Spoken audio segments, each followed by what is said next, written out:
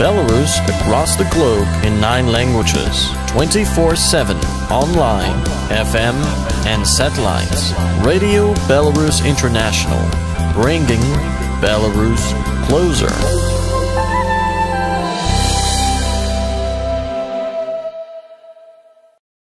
Labadiena, draugai, senai nesimatėm. Šiandien studijoje su jumis bendrausime tryse.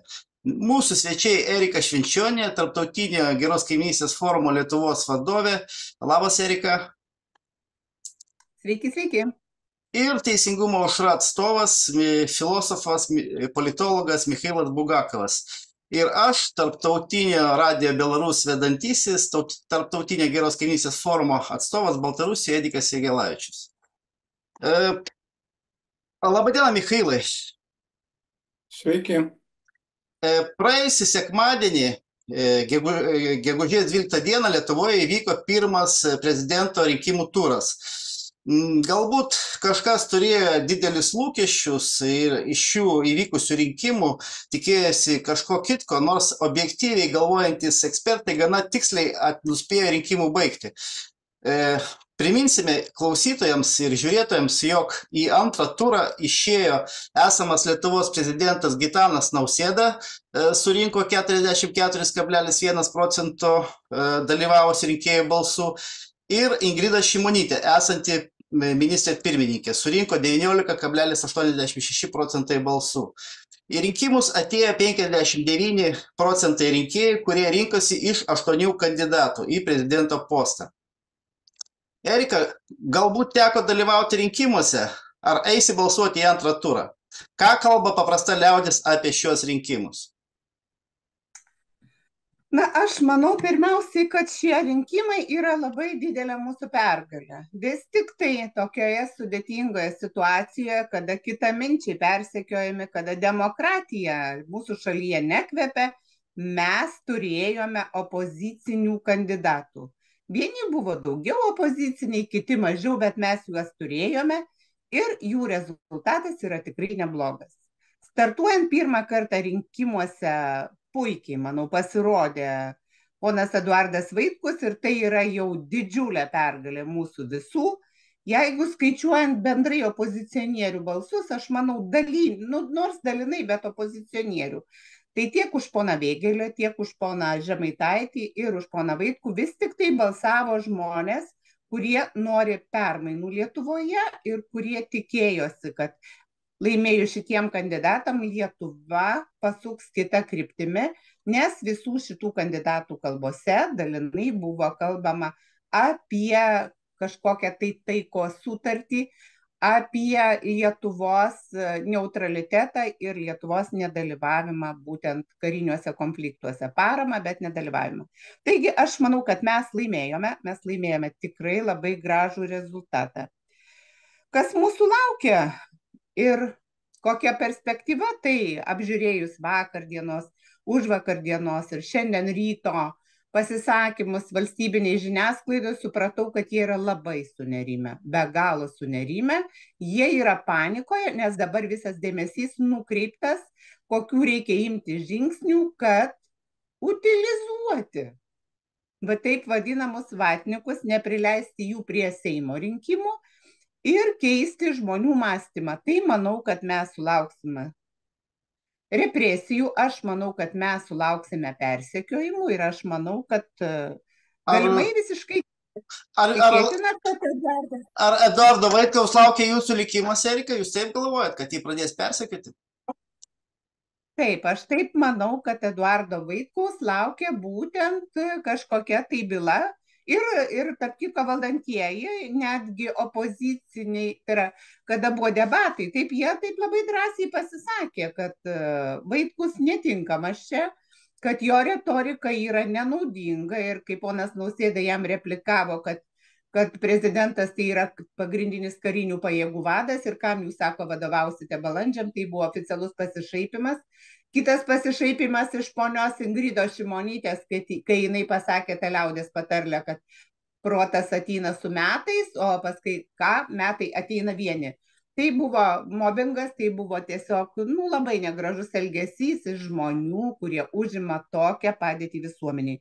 Taigi šiandien aš manau, kad visas judesys, kuris vyksta aptariant rinkimus, yra dėl to, kad mes pasiekėme pirmąją realią ir stiprią ir galingą pergalę. Supratau, dabar Michailai.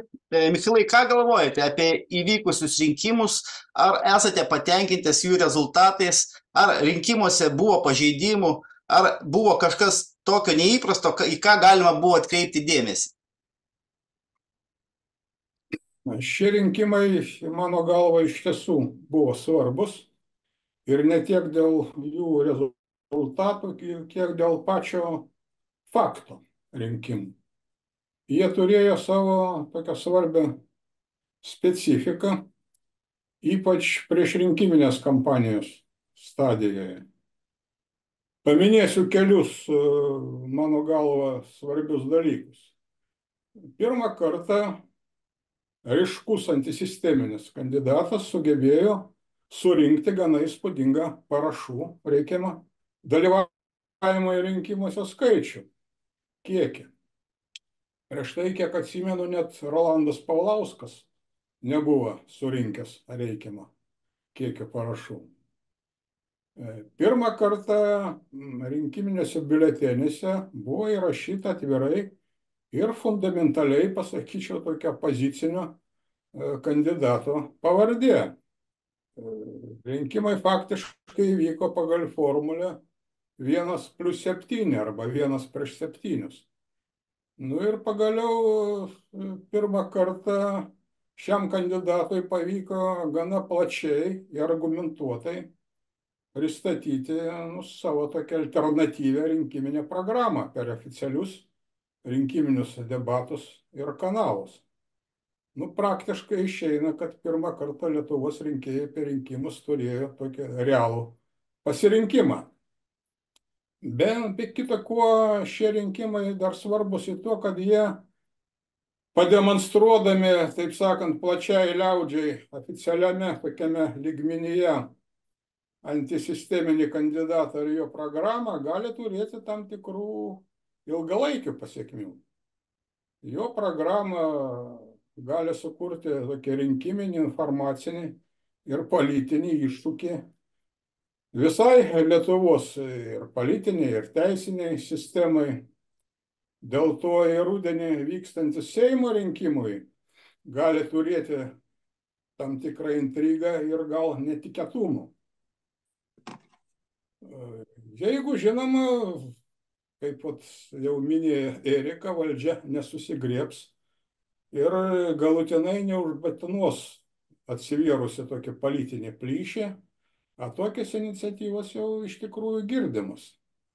Kita vertus, ir pati ta nesisteminė pozicija turėtų susivokti ir padaryti reikiamas išvadas. Bet jau aš laikaus tokios nuomonės, kad nereikėtų per daug pervertinti rinkimus.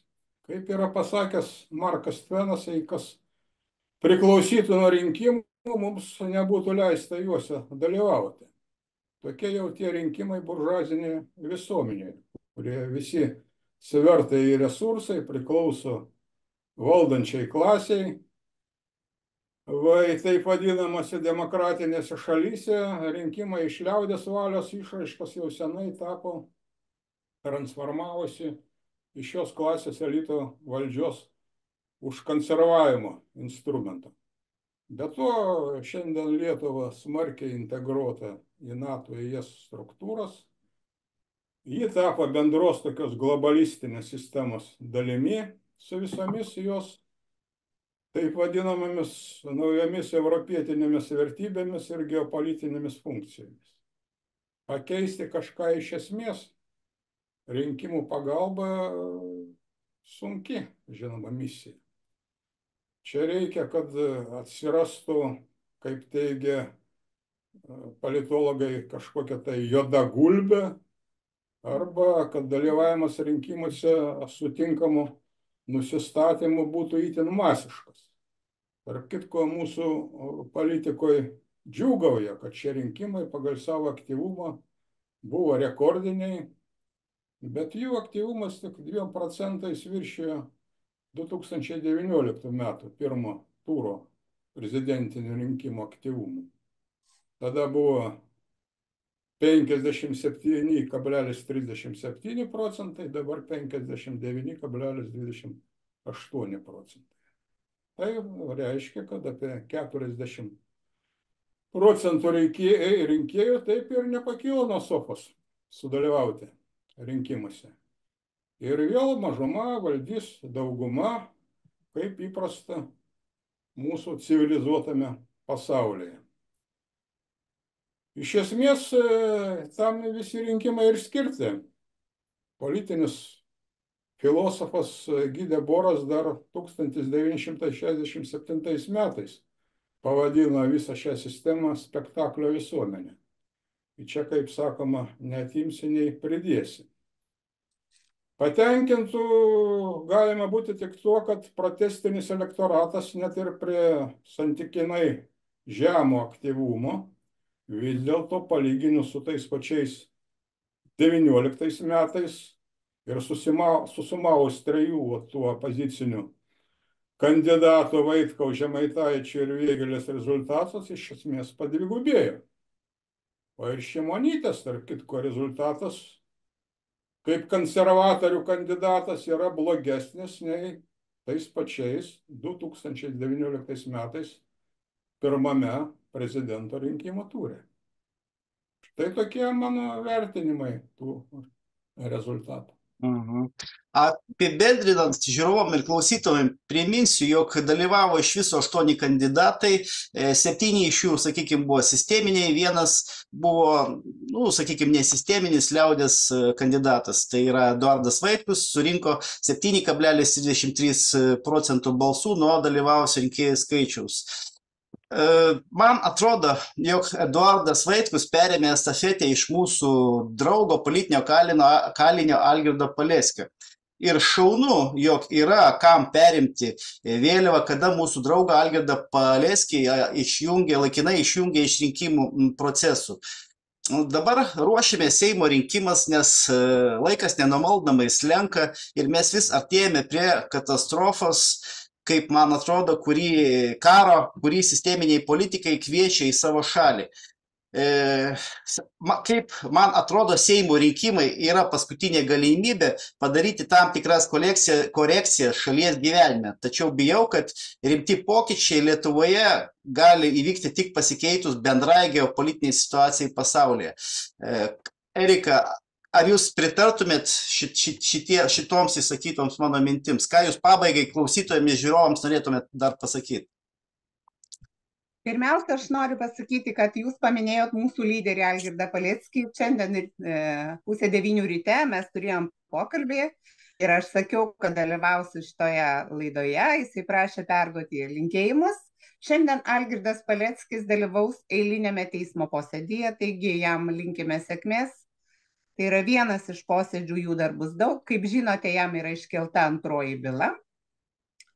Taigi kol kas sekasi neblogai, bet žinant tai, kad mūsų teisėsauga jau senai nesilaiko įstatymų, tai bus kaip bus. O jeigu kalbant apie rinkimus, Algirdas sakė, kad aš manau, kad rezultatas yra geras. Aš norėjau jo nuomonės, kad galėčiau pasakyti jums bent keletą sakinių. Jis sakė, kad gerai yra tai, kad bent vienas iš opozicinių kandidatų įsiregistravo. Nes jeigu primenant tą prieš istoriją, kiek daug žmonių negalėjo įsiregistruoti, nes bankai sutartinai neatidarė sąskaitų. Tai vėlgi kitas žingsnis, ne tik įsiregistravo, surinko parašus, parodė savo programą, ją pateikė žmonėm ir tai yra didžiulis laimėjimas mūsų nedemokratiškoje šalyje. O dėl Seimo rinkimų tai bus labai sunku, nes, kaip minėjau, valdžia pasistengs, įdės visas pastangas apginti savo darbo vietas, savo giminių, vaikų darbo vietas, nes pas mus dabar tendencija, kad Seime yra senelis, sūnus ir anūkas. Ir žinoma, kad jie ginsis, jie stipriai ginsis. Mums bus labai sudėtinga, bet mes turime dar kartelį panalizuoti rinkimus šituos praėjusius ir pažiūrėti, kokios buvo klaidos. O klaidų buvo. Buvo klaidų, nes mes truputėlį Skirtingai matydami pasaulį nesugebėjome turėti rimtesnio dialogo. O būtent Seimo rinkimuose mes negalim išdrabstyti balsų, negalim eiti ten, sakykime, keliose partijose. Mūsų tikslas būtų turėti vieną rinkiminę platformą, kad žmonės žinotų, čia yra opozicionieriai ir būtent jie yra vieninteliai. Tai čia būtų labai geras pasiekimas, jeigu mes sugebėtume per tuos kelis mėnesius rasti bendrą platformą, sudaryti bendrą opozicionierių sąrašą ir tiesiog pateikti juos tautai. Tai, kad potencialas didelis yra ir kaip minėjo gerbiamas Bugakovas, tie, kurie neatėjo balsuoti, iš tikrųjų jie yra ir mūsų rinkėjai. Nes apklausa rodo, kad daugelis iš jų neatėjo todėl, kad nusivylę, nesitiki permainų Lietuvoje ir žinoma, pasiekti permainas rinkimuose yra sunku, bet būtina. Jeigu mes to nedarysime, žmonės nusivils, jie išvis nematys jokios prošvaistės šviesos tunelio gale, o to negalima leisti. Yra galimybė, kad mes turėtume bent jau 10 kandidatų, tai yra jau išrinktų deputatų Seime. Aš manau, mes galim turėti tokią galimybę. Tikrai galim, nes Eduardas Vaitkus parodė, kad net ir su mažom pajėgom, su mažai finansinė injekcija iš palaikytojų įmanoma pasiekti gerus rezultatus. Taigi aš tikiu tuo, tikiu, kad jeigu mes imsimės bendro vienijimosi tikslo, tai tikrai rezultatas bus. O kol kas prašau ir mūsų žiūrovų tiesiog nemiegoti, reikšti savo mintis, išsakyti savo poziciją ir aplink save paieškoti žmonių, kuriais jūs tikite, žmonių, kuriuos jūs norėtumėte deleguoti į Seimą. Jų yra, jie tikrai yra šalia mūsų, kartais truputėlį nusiminę, kartais truputėlį nedrąsūs, bet tai yra tie žmonės, kurie turi ir kompetencijas, ir sąžinę, ir teisingumą, ir šiai dienai Lietuvai labiausiai tokių reikia. Kaip Erika ir paminėjo, priminsiu, jog už Eduardą Vaitkų prabalsavo 104 354 rinkėjai. Tai jeigu su šitos skaičius, jeigu prabalsuotų vėl už jį tiek Seimo rinkimuose, būtų įmanoma turėti 7 kažkur 9 mandatus Seime. Michailai, galbūt pabaigai jūs dar kažką pasakysit mūsų žiūrovom ir klausytojams? Na, dėl rezultatų dar norėčiau šiek tiek pakalbėti. Nugalėtojai, žinoma, buvo lengvai prognozuojami. Šiokios tokios diskusijos vyko tik dėl to, kas užims antrą vietą, Šimonytė ar Vėgėlė. Sociologinės apklausos vėlgi atseit suklydo dėl opozicinių kandidatų. Vaitkui, pavyzdžiui, buvo išpranašauta daugiausiai 3%, jis surinko 2,5 kartų daugiau. Apskritai, jis ir Žemaitaitis, tai didžiausia mūsų sociologijų apklausų paniekintojai. Ir jau ne pirmą kartą mūsų sociologija klysta, tai daug ką pasako apie jos politinį angažuotumą. Vaitkaus užimtą vietą aš pavadinčiau garbingą. Jo rezultatas beveik 7,5% esamomis sąlygomis yra geras. Ar jis galėjo būti geresnis, čia atskiras klausimas, galima ginčytis, bet rezultatas iš esmės yra istoriškai optimistinis. Šiandien dėja visa ta nesisteminės opozicijos veikla suvesta yra į socialinių tinklų batalijas, kur visi kariauja su visais. Ir po Vaitkaus, žinoma, pasirodymo, po jo parodyto rezultato dabar atsiras naujų vilčių ir naujų nusivylimų. Vėl suaktyvės kalbos ir jau aktyvėja kalbos apie vienijimąsi, būtinumą per artėjančius Seimo rinkimus ir vienytis tikrai reikia. Bet vėlgi reikėtų apsispręsti pirmą dėl tos vienijimosi metodologijos. Dabar matomas dvi tokias kraštutinės pozicijas. Vieni teigia, kad vienytis reikia su visais, kurie bent jau opoziciškai nusiteikia dabartinės valdžios atžvilgių, nepaisant įvairių ideologinių, politinių, geopolitinių ir tokių konkrečių skirtumų. Kiti atvirkščiai tvirtina, kad nereikia ir negalima nesu kuo vienytis, kadangi visų kitų pažiūros nesutampa su vienintelėmis teisingomis ten vieno ar kito opozicionieriaus ar organizacijos pažiūromis. Atseit reikia užsiimti švietėjišką veiklą tik tais, kol visų pažiūros taps teisingos. Nu, pirma pozicija grina utopija, antra grina antiutopija, orveliško tokio tipo. Nes padaryti visus vienodai mąstančius galima tik totalitarizmo sąlygomis, tai tik iliuzoriškai. Nu, turbūt tiesa kažkur per vidurį. Va, tai yra vienytis tikrai reikia ne su visais, bet tuo pačiu vienytis reikia ne tik su teisingais vienminčiais. Jeigu, žinoma, siekti valdžios per rinkiminės procedūras. Su kuo galima vienytis? Nu, čia reikia surasti kažkokį vienymosi pagrindą. Tai yra surasti bent 3-5 bendrus politinius pasaulėžiūrinius principus, kurie galėtų tapti susivienijimo veiklos programą jau bent pirmame etape. Va, štai dabar, man rodos, pagrindiniu tokiu principu tampa antikarinė pozicija. Ir iš vis, mano galva, šiandien Lietuvai, tame tarpe ir opozicijai, turėtų rūpėti 3 opiausi tarpusavy tampriai susiję klausimai. Tai taikos išsaugojimas, tai santykiai su kaimynais ir tai socialinė problematika. O tai jeigu dėl tų 3 jau bent klausimų būtų galima susitarti, tai čia ir būtų toks vienijimosi pagrindas. Viskas aišku. Na, draugai, mes daugmaž įsipaišome į laidos formatą iki 30 minučių.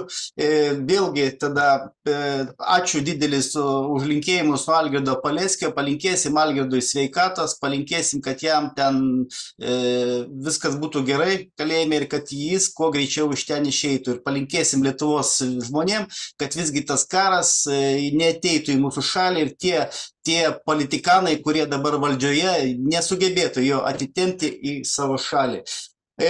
Didelis ačiū šiandienos pašnekovams Erikai ir Michailui. Iki kitų kartų. Viso geriausio, draugai. Viso gero. Tai va, mes kaip tik labai gerai čia įsipešėm į 25 minutės, kaip tik ir buvo prašyta, kad nuo 20 minučių iki 30 minučių būtų laida. Tai tada ačiū Jums ir galbūt tada, jeigu Jūs turėsit laiko ir galėsit, aš Jūs kviesiu tada dažniau, Bel teleradio, ten kažkokias tokias trumpas laidelės galėsim daryti.